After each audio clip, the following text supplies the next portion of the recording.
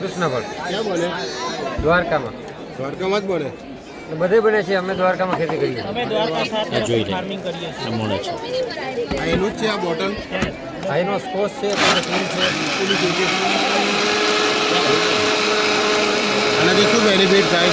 Diabetes, BP, હાર્ટના problem, dengue, vitamin C, fibre વધારે માત્રામાં ઇમ્યુનિટી એકદમ સ્ટ્રોંગ કરે.